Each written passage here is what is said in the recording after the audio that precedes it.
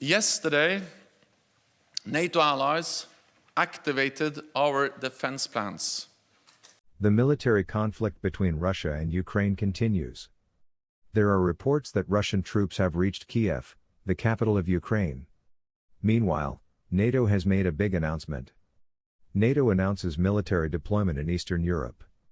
NATO says that Russia will be confronted at every level through this military deployment. NATO Chief Jens Stoltenberg gave information in this regard. They said, after Russia's attack on Ukraine, the US, Canada and European counterparts have decided on the deployment of military forces to protect their allies. Stoltenberg said that the deployment will include all three forces, land, sea and air power.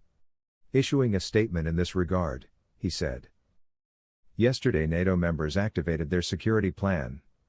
As a result, we are deploying NATO Reaction Force units immediately. The US, Canada and European allies have deployed 1,000 more troops to the eastern side of the alliance. We have about 100 jets on high alert at 30 different locations.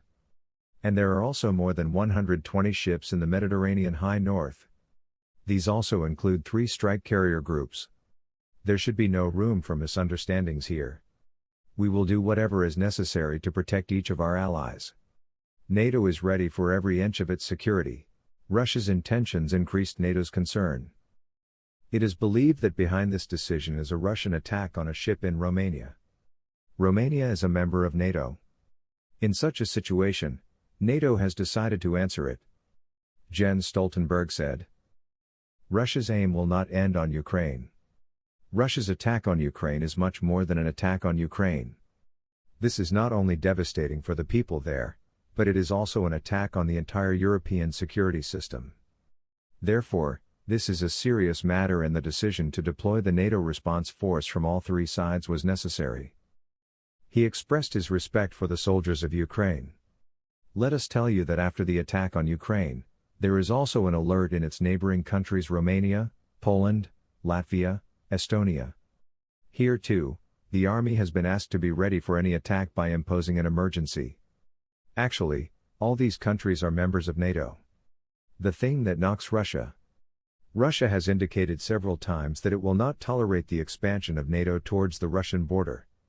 In December last year also, Russia had said that the deployment of weapons by NATO in neighboring countries like Ukraine would not be tolerated at all.